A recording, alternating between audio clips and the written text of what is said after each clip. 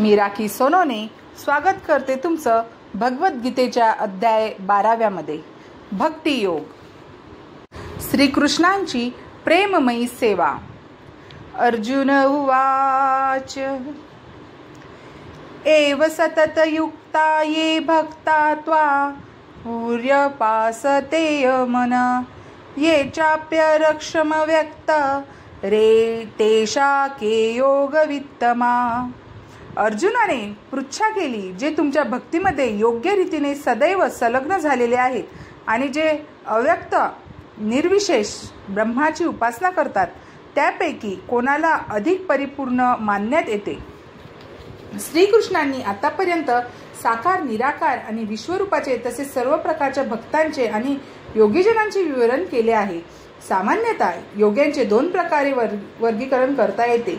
एक म्हणजे निर्विशेषवादी आणि दुसरा म्हणजे सविशवादी.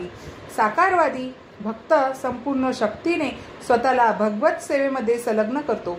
निर्विशेषवादी सुद्धा स्वतःला प्रत्यक्ष कृष्ण सेवेमध्ये नव्हे तर अव्यक्त निर्विशेष ब्रह्माचे ध्यान करण्यात संलग्न करतो. या अध्यायामध्ये आपल्याला आढळते की परम सत्याच्या साक्षात्कारासाठी असणाऱ्या निरनिराळ्या योग पद्धतीमध्ये भक्ती योग हा सर्वश्रेष्ठ आहे. जर मनुष्याला भगवंताच्या सहवासाची इच्छा असेल तर त्याने भक्ती योगाचे पालन करणे आवश्यक आहे. भक्तीद्वारे भगवंताची प्रत्यक्ष सेवा करणाऱ्यांना सविशेषवादी असे म्हटले जाते. जे निर्विशेष ब्रह्मावर ध्यान करतात त्यांना निर्विशेषवादी म्हटले जाते. या दोहोंपैकी कोणती स्थिती अधिक उत्तम आहे हे अर्जुन या श्लोकात विचारित आहे. परमसत्याचा साक्षात्कार होण्यासाठी निरनिराळे मार्ग आहेत, परंतु या अध्यायात श्रीकृष्ण सांगतात की भक्ती योग हा सर्वोत्तम मार्ग आहे. हा प्रत्यक्ष आणि भगवंताचे सानिध्य प्राप्त करण्याचा सहज सुलभ मार्ग आहे. भगवद्गीतेच्या दुसऱ्या अध्यायात भगवंतांनी सांगितले आहे की जीव म्हणजे भौतिक शरीर नसून आध्यात्मिक स्फुलिंग आहे. परम सत्य म्हणजे आध्यात्मिक पूर्णत्व आहे. 7व्या अध्यायामध्ये त्यांनी सांगितले की जीव हा परम सत्याचा अंश आहे आणि म्हणून त्याने आपले ध्यान परम सत्यावर पूर्णपणे केंद्रित करणे आवश्यक आहे.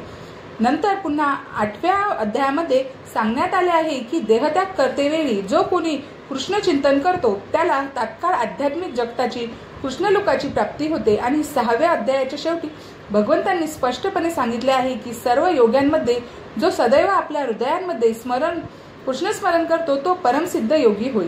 म्हणून जवळजवळ प्रत्येक अध्यायाचा अंतिम निष्कर्ष हाच आहे की मनुष्याने श्रीकृष्णाच्या साकार रूपात अनुरक्त झाले पाहिजे, कारण ही सर्वोच्च आध्यात्मिक अनुभूती आहे.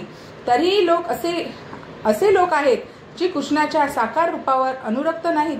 कृष्ण रूपापासून ते इतक्या दृढपणे अनासक्त झालेले असतात की भगवद्गीतेवर भाष्य करतानाही ते लोकांना श्रीकृष्णापासून दूर नेण्याचा आणि त्या लोकांचा भक्तिभाव निर्विशेष ब्रह्मज्योतीवर केंद्रित करविण्याचा प्रयत्न करतात. अव्यक्त आणि इंद्रियातील परमसत्याच्या निर्विशेष रूपावरील ध्यानास ते प्राधान्य देतात. अशा प्रकारे योगीजनांचे दोन प्रकार आहेत. आता या दोहोंपैकी कोणता वर्ग अधिक परिपूर्ण आहे आणि कोणता मार्ग अधिक सुकर आहे हे निश्चित करण्याचा अर्जुन प्रयत्न करीत आहे. दुसऱ्या शब्दात सांगायचे तर तो आपल्या स्थितीचे स्पष्टीकरण करण्याचा प्रयत्न करीत आहे, कारण तो श्रीकृष्णाच्या साकार रूपामध्ये अनुरक्त झालेला आहे. तो निर्विशेष ब्रह्मावर अनुरक्त नाही.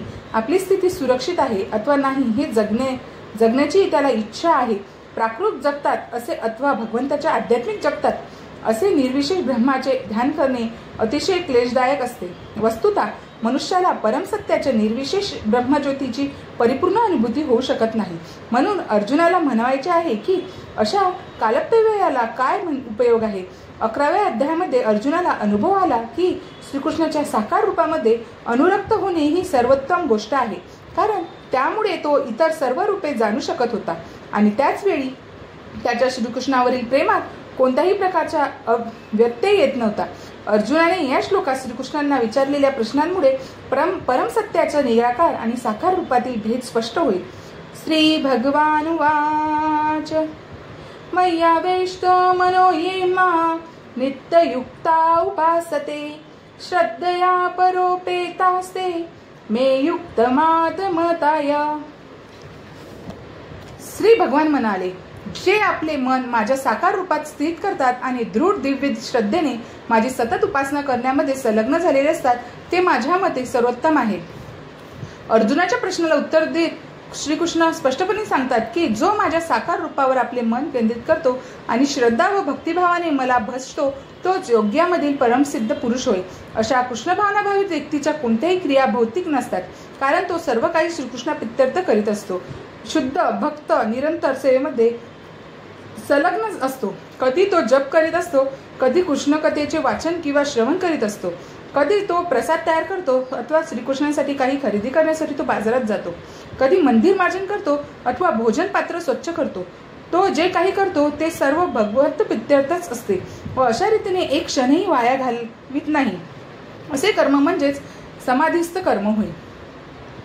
एत्वाक्षरमनिर्देश मग व्यक्त पर्युपासते सर्वत्र गमचित्तच्च कुटस्थमचल ध्रुव सनिध्यमेन्द्रिय ग्राम सर्वत्र समबुद्धय ते प्राणुवती मामे सर्वभूत हिते रता. परंतु जे सर्व इंद्रियांचे संयम करून आणि सर्वांच्या ठाई समबुद्धी ठेवून अव्यक्त इंद्रियातील सर्वव्यापी अचित्य अविकारी स्थिर आणि अचल अशा परम सत्याच्या निर्विशेष रूपाची पूर्ण उपासना करतात, ते सर्वांच्या हितार्थ संलग्न होऊन शेवटी माझी प्राप्ती करतात. जे प्रत्यक्षपणे भगवान श्रीकृष्णांची उपासना करीत नाहीत, परंतु इतर अप्रत्यक्ष पद्धतीने त्याच उद्दिष्टांच्या प्राप्तीकरिता प्रयत्न करतात, त्यांना सुद्धा शेवटी कृष्ण प्राप्ती होते. अनेकानेक जन्मानंतर ज्ञानी मनुष्य वासुदेव हे सर्व काही आहेत हे जाणून माझा आश्रय घेतो. अनेकानेक जन्मानंतर मनुष्याला जेव्हा पूर्ण ज्ञान प्राप्त होते तेव्हा तो भगवान श्रीकृष्णांना शरण जातो. या श्लोकामध्ये सांगितल्याप्रमाणे जर मनुष्याला भगवंत प्राप्ती करायची असेल तर त्याने इंद्रिय संयम करणे, प्रत्येकांची सेवा करणे आणि सर्व प्राणीमात्रांच्या कल्याणार्थ कार्य करणे अत्यावश्यक आहे. याचा गंभीरार्थ असा आहे की त्याने भगवान श्रीकृष्णांना शरण जाणे आवश्यक आहे, अन्यथा परिपूर्ण अनुभूती होऊ शकत नाही. भगवंतांना पूर्णपणे शरण जाण्यासाठी बऱ्याचदा खूप तपस्या करावी लागते. अंतरात्म्यामधील परमात्म्याचा साक्षात्कार होण्यासाठी तो मनुष्याला पाहणे, ऐकणे, चव घेणे, कर्म करणे इत्यादी क्रियांचा पूर्णपणे विलय करावा लागतो. त्यानंतर त्याला परमात्मा हा सर्वव्यापी असल्याचे ज्ञान होते. परमात्म्याची अनुभूती झाल्यावर मनुष्य कोणत्याही जीवनाचा द्वेष करीत नाही. त्याला मानव आणि पशु यामध्ये भेद दिसत नाही, कारण तो देहरूपी बाह्य आवरण पाहत नाही तर केवळ आत्म्याचे स्वरूप पाहतो.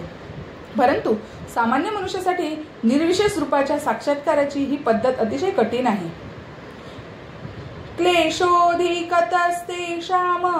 व्यक्ता सप्ते चेतसाम अव्यक्ता हि गतिर्दुःख देहवद्भिरवाप्यते.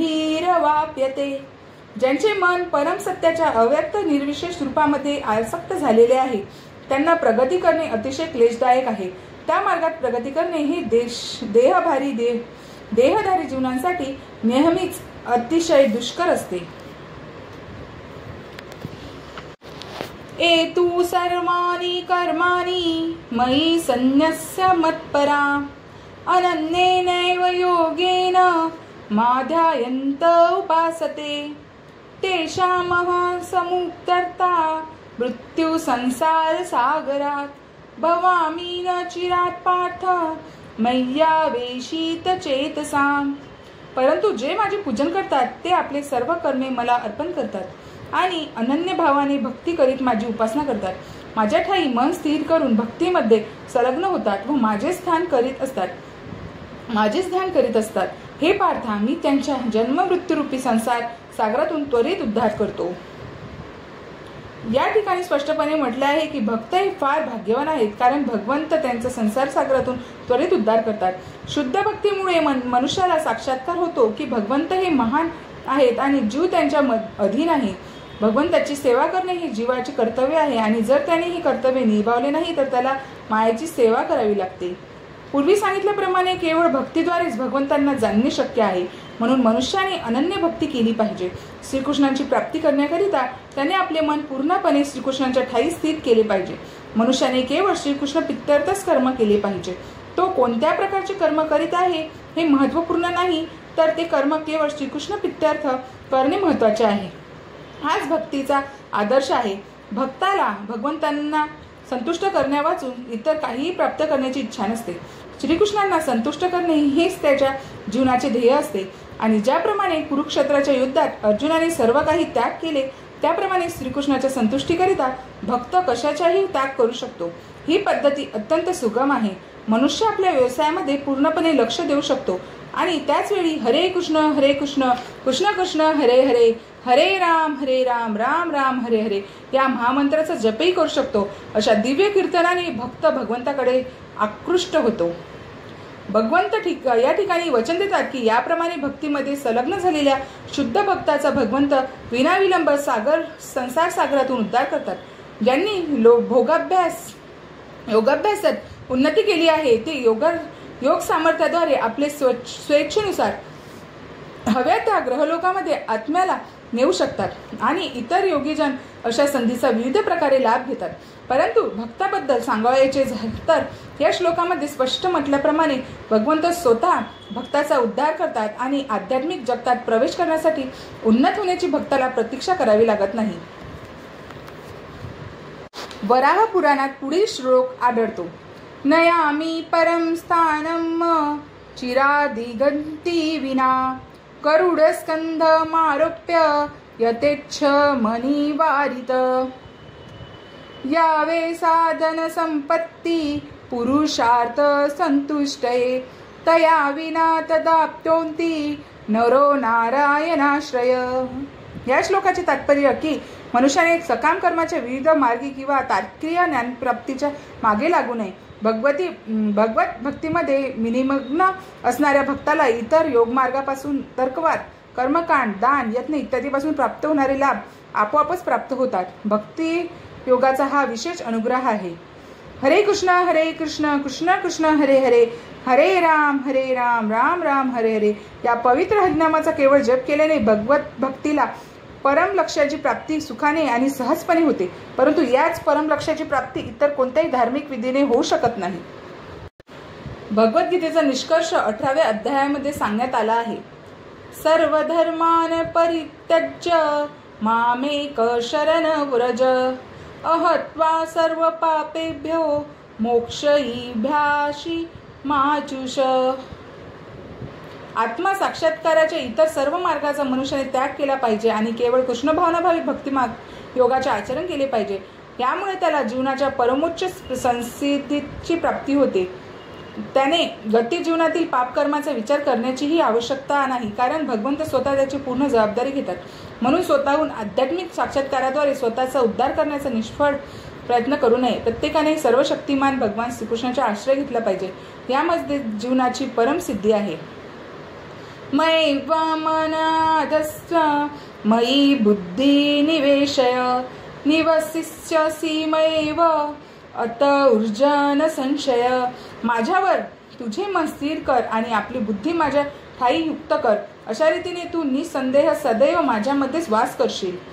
जो भगवान श्रीकृष्णाच्या भक्तीमध्ये संलग्न असतो त्याचा भगवंताशी साक्षात संबंध असतो आणि म्हणून आरंभापासून तो दिव्यावस्थेमध्ये स्थित असतो. यात मुळीच संशय नाही. भक्त हा सांसारिक स्तरावर राहत नाही, तर तो श्रीकृष्णाच्या ठायी वास करतो. भगवंत आणि पवित्र हरिनाम हे अभिन्न आहेत. म्हणून जेव्हा भक्त हरे जप करीत असतो तेव्हा श्रीकृष्ण आणि त्यांची अंतरंगा शक्ती भक्तांच्या जिभेवर नृत्य करीत असतात.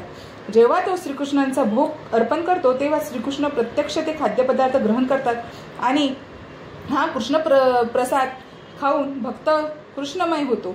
जो कृष्ण मनुष्य अशा सेवेमध्ये संलग्न होत नाही तो हे कसे घडते ह्या संबंधी भगवद्गीतेत काही वेदांमध्ये जरी निवेदन केले असले तरी जाणू शकत नाही. अथ चित्त समाधातु न शक्नोषि मयि स्थिरम अभ्यास योगेन ततो मामिच्छातु धनंजय. हे धनंजय, जर तू आपले मन निष्कपटत्वाने माझ्या ठाई स्थिर करण्यात असमर्थ असशील तर भक्ती योगाच्या नियामक तत्वाचे पालन कर. अशा रीतीने मला प्राप्त करण्याची इच्छा तू उत्पन्न कर. या श्लोकात भक्ती योगाच्या 2 निरनिराळ्या विधींचे वर्णन करण्यात आले आहे. ज्याने दिव्य प्रेमाद्वारे भगवान श्रीकृष्णाच्या ठाई आसक्ती विकसित केली आहे त्याला समावेश प्रथम विधीमध्ये होतं आणि त्यांच्या ठाई दिव्य प्रेमाद्वारे भगवंतांविषयी आसक्ती विकसित झालेली नाही त्याचा दुसऱ्या विधीमध्ये समावेश होतो. या दुसऱ्या विधीकरिता निरनिराळ्या नियामक विधिविधाने आहेत आणि त्याने त्यांचे पालन केल्याने श्रीकृष्णाच्या ठाई अनुराग उत्पन्न होण्याइतपत मनुष्याची उत्पत्ती होते. भक्तियोगाद्वारे इंद्रियांचे शुद्धीकरण होते. सद्यस्थितीत बद्ध जीवनामध्ये इंद्रिय तृप्ती करण्यामध्ये संलग्न झाल्यामुळे इंद्रिये नेहमी अशुद्धच असतात. परंतु भक्तियोगाच्या अभ्यासाने इंद्रियाचे शुद्धीकरण होऊ शकते आणि अशा शुद्धावस्थेमध्ये इंद्रियाचा भगवंताशी प्रत्यक्ष संबंध स्थापित होतो. या सांसारिक जीवनामध्ये मी कोणातरी मालकाची चाकरी करेन असे, पण मी खरोखर प्रेमाने मालकाची सेवा करीत नाही. धनप्राप्ती करण्यासाठी केवळ मी चाकरी करीत असतो आणि मालकालाही प्रेमाशी वगैरे मुळीच कर्तव्य नसते. भक्तियोगाच्या नियामक विधिविधानांचे पालन करण्यासाठी मनुष्याने निष्णात आध्यात्मिक गुरूच्या मार्गदर्शनाखाली विविध नियमांचे पालन केले पाहिजे.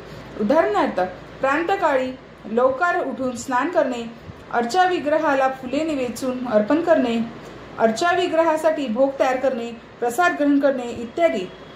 याप्रमाणे मनुष्याने पाळावयाचे अनेक विधिनियम असतात आणि त्याने शुद्ध भक्ताकडून भगवद्गीता व श्री भागवतांचे सतत श्रवण केले पाहिजे. अशा अभ्यासामुळे कोणता तरी मनुष्य भगवत प्रेमाच्या अवस्थेत उन्नत होऊ शकतो आणि नंतर निश्चितच भगवत धामाची प्राप्ती करण्यात तो अग्रेसर होतो.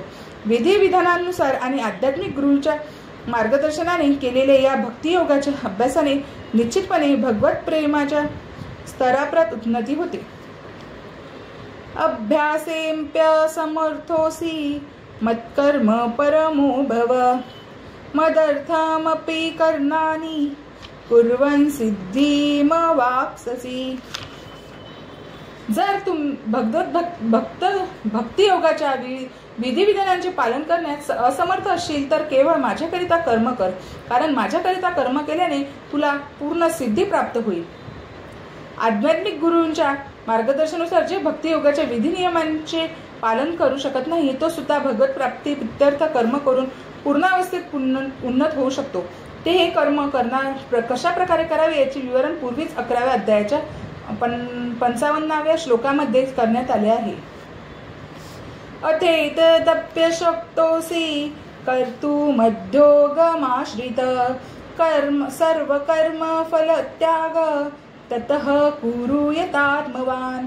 तथापि तू जर माझ्या भावनेने युक्त होऊन कर्म करण्यात असमर्थ असशील तर सर्व कर्मफलांचा त्याग करून कर्म करण्याचा आणि आत्मस्थित होण्याचा प्रयत्न कर. श्रेयो हि ज्ञानम्यभ्यासा ज्या ज्ञानाद ध्यान विशिष्यते ध्यानात कर्म फलत्याग त्यागाच्छन्तीरनंतरम. तुला जर असा अभ्यास करणे शक्य असेल तर ज्ञानाचे अनुशीलन करण्यात तू स्वतःला संलग्न कर. तथापि ज्ञानापेक्षा ध्यान श्रेष्ठ आहे आणि ध्यानापेक्षाही कर्मफलाचा त्याग करणे श्रेष्ठ आहे, कारण अशा कर्मफल त्यागामुळे मनुष्याला मनःशांती प्राप्त होते. अद्वेष्टा सर्वभूतानां मैत्र करुण एव च निर्ममो निरहंकार समदुःख सुख क्षणी संतुष्ट सतत योगी यतात्मा दृढ निश्चय मय्यपितर्मनुबुद्धियो मद्यक्त समेव प्रिय. जो जीवांचा द्वेष करीत नाही आणि सर्व जीवांचा सुहृदय मित्र आहे, जो मिथ्या अहंकारापासून मुक्त आहे आणि स्वतःला स्वामी समजत नाही, जो सुख दुःखामध्ये समभाव राखतो, जो क्षमाशील सदैव तृप्त आत्मसंयमी आणि आपले मन व बुद्धी माझ्यावर स्थिर करून जो दृढ निश्चयाने भक्तीमध्ये संलग्न झालेला आहे, तो मला अत्यंत प्रिय आहे. यस्मान्नो द्विजन्ते लोको लोकान्नो द्विजन्ते चय हर्षामर्ष भयोद्वेगो मुक्तो यो स च मे प्रिय. ज्यांच्यामुळे कोणतेही उद्विग्न होत नाही आणि जो इतर कोणामुळे उद्विग्न होत नाही, जो हर्ष आणि दुःख भय आणि चिंता यामध्ये समभाव राखतो, तो मला अत्यंत प्रिय आहे. अनपेक्ष शुचिर्दक्ष उदासीनो गतव्यथ सर्वारंभ परित्यागी यो मद्दक्त समे प्रिय. जो माझ्या भक्त साधारण दैनंदिन क्रियांवर अवलंबून नसतो, जो शुद्ध कुशल चिंतारहित दुःखमुक्त आणि कोणतेही फल प्राप्त करण्यासाठी महत्व प्रयासी करीत नाही, ते मला अत्यंत प्रिय आहे. एखाद्याने भक्ताला धन देऊन केले तरी ते मिळविण्याकरिता त्याने धडपड करू नये. भगवंताच्या कृपेने जर आपोआपच भक्ताला धनप्राप्ती तर झाली तर त्यामुळे तो हुरळून जात नाही. स्वाभाविकच भक्त दिवसातून निदान 2 वेळा तरी स्नान करतो आणि आपली साधना करण्यासाठी प्रांतकाळी लवकर उठतो. याप्रमाणे साहजिकच जो अंतर्बाह्य पवित्र असतो, जीवनातील सर्व कर्माचे सार माहीत असल्याने भक्त हा नेहमी दक्ष असतो आणि वैदिक शास्त्रांवर त्याचा दृढ विश्वास असतो. भक्त हा कोणत्याही एका विशिष्ट पक्षाची बाजू घेत नसल्यामुळे तो चिंतामुक्त असतो. तो सर्व उपाधीतून मुक्त असल्यामुळे कधीच दुःख होत नाही. शरीर हीच एक उपाधी आहे हे जाणून शारीरिक व दुःखापासून ते मुक्त असतो. भक्तीला प्रतिकूल असणाऱ्या कोणत्याही गोष्टीचा शुद्ध भक्त स्वीकार करीत नाही. उदाहरणार्थ, प्रचंड इमारतीच्या बांधकामासाठी पुष्कळ शक्ती खर्ची पडते आणि जर असे बांधकाम त्याला भक्तीमध्ये प्रगती करण्यास लाभदायक ठरत नसेल तर तो त्याला अंगीकारित करीत नाही. भगवंतासाठी तो मंदिर बांधू शकेल आणि त्यासाठी सर्व प्रकारचे कष्टही करील, परंतु स्वतःसाठी एखादे मोठे घर बांधणार नाही. यो न रुष्यन्ति न द्वेष्टी न शोचती न कांडती शुभाशुभ परित्यागी भक्तिमान्य समे प्रिय. जो हर्षितही होत नाही किंवा दुःखीही करीत नाही, शोकही करीत नाही किंवा आकांक्षाही करीत नाही आणि ज्याने शुभाशुभ गोष्टीचा त्याग केला आहे अशा भक्त मला अत्यंत प्रिय आहे. भौतिक लाभामुळे शुद्ध भक्त हर्षित होत नाही किंवा दुःखी होत नाही. तसेच आपल्याला एखादा पुत्र किंवा शिष्य मिळविण्यास तो फारसा उत्सुक नसतो किंवा ते न मिळाल्यामुळे तो दुःखी होत नाही. आपल्याकडील अतिप्रिय वस्तू गमावल्यामुळे तो शोक करीत नाही. त्याचप्रमाणे इच्छित वस्तू प्राप्त न झाल्यास व्यथित होत नाही. तो सर्व प्रकारच्या शुभाशुभ पापकर्माच्या पलीकडेच असतो. भगवंताच्या संतुष्टीप्रित्यर्थ तो सर्व प्रकारचे संकटे सहन करण्यास तयार असतो. त्याच्या भक्तीमध्ये कोणतीही गोष्ट बाधक ठरत नाही. असे भक्त श्रीकृष्णांना अत्यंत प्रिय आहे. समशत्रो च मित्रे च तथा मानापमानयो शीतोष्ण सुख दुःखेषु समसन्विवर्जितः तुल्या निंदातु स्थिमेनी संतुष्टो येन केनचित् अनिकेत स्थिरमतिर्भ भक्ती मान्येन प्रियो नर.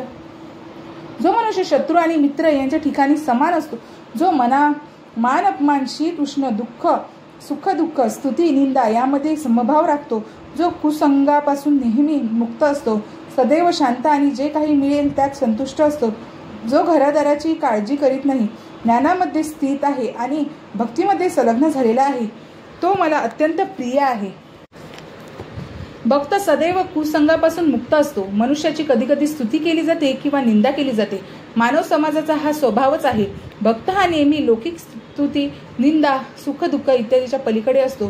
तो अत्यंत सहनशील असतो. कृष्ण कथे वाचून इतर काहीही बोलत नसल्यामुळे त्याला मौनी म्हटले जाते. मौन म्हणजे मुळीच बोलू नये असे नव्हे, तर मौन म्हणजे निरर्थक काही बोलू नये, केवळ आवश्यक तितकेच बोलावे. आणि भक्तासाठी आवश्यक बोलणे म्हणजे भगवत कथा होय. भक्त हा सर्वच परिस्थितीमध्ये सुखी असतो. त्याला कधी कधी स्वादिष्ट रुचकर भोजन मिळेल अथवा कधी कधी मिळणार नाही, परंतु तो तृप्त असतो. तो घरादाराबद्दल चिंता करीत नाही. तो कधी कधी वृक्षाखाली राहील अथवा राजवाड्यासारख्या मोठ्या इमारतीतही राहील, परंतु त्याला कशाचेही आकर्षण नसते. त्याला स्थिर म्हटले जाते, कारण तो आपल्या निश्चयामध्ये आणि ज्ञानामध्ये स्थिर असतो. भक्ताच्या गुणवर्णनात आपल्याला काही पुनरावृत्ती आढळेल, परंतु भक्ताने ही सर्व गुण प्राप्त करणे आवश्यक असल्याचे तथ्य निक्षून सांगण्याकरिता ही पुनरावृत्ती करण्यात आली आहे. सद्गुणांशिवाय मनुष्य शुद्ध भक्त होऊ शकत नाही.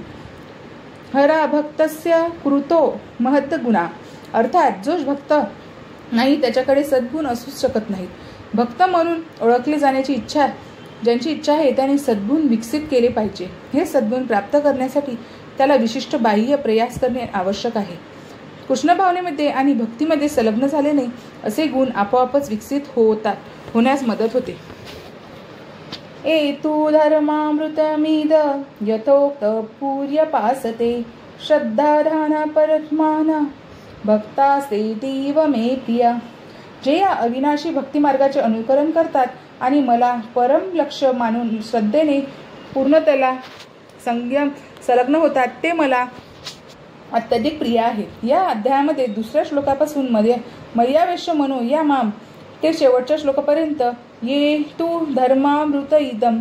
भगवंतांनी त्यांना प्राप्त करण्याच्या दिव्य सेवा पद्धतीचे वर्णन केले आहे. असे विधी भगवंतांना प्रिय आहेत आणि जो मनुष्य या विधीमध्ये संलग्न होतो त्याचा भगवंत स्वीकार करतात.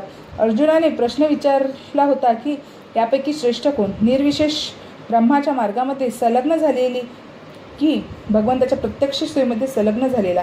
आणि भगवंत त्यांचे याचे इतके स्पष्ट उत्तर देतात की आध्यात्मिक साक्षात्कारासाठी भगवत भक्ती या सर्वोत्तम विधी आहेत, यात मुळीच संदेह नाही. दुसऱ्या शब्दात सांगायचे तर या अध्यायात निश्चित केले आहे की सत्संगाद्वारे मनुष्याच्या ठायी शुद्ध भक्तीविषयी आसक्ती निर्माण होते. त्या योगे मनुष्य आध्यात्मिक गुरूचा स्वीकार करतो आणि त्यांच्याकडून श्रद्धा, आसक्ती आणि भक्तिभावाने श्रवण, कीर्तन आणि भक्तीच्या विधी नियमांचे पालन करण्यास प्रारंभ करतो. याप्रमाणे मनुष्य भगवंताच्या दिव्य सेवेमध्ये संलग्न होतो. हाच मार्ग या अध्यायामध्ये सांगण्यात आला आहे. म्हणून भगवत प्राप्तीकरिता केवळ भक्ती हाच एकमेव आध्यात्मिक साक्षात्काराचा मार्ग आहे. या अध्यायात सांगितल्याप्रमाणे केवळ आध्यात्मिक साक्षात्काराकरिता परम सत्याच्या निर्विशेष स्वरूपाची शिफारस करण्यात आली आहे. दुसऱ्या शब्दात सांगायचे तर मनुष्याला जोपर्यंत शुद्ध भक्ताची संगत लाभत नाही तोपर्यंतच निर्विशेष ब्रह्म लाभदायक ठरू शकते.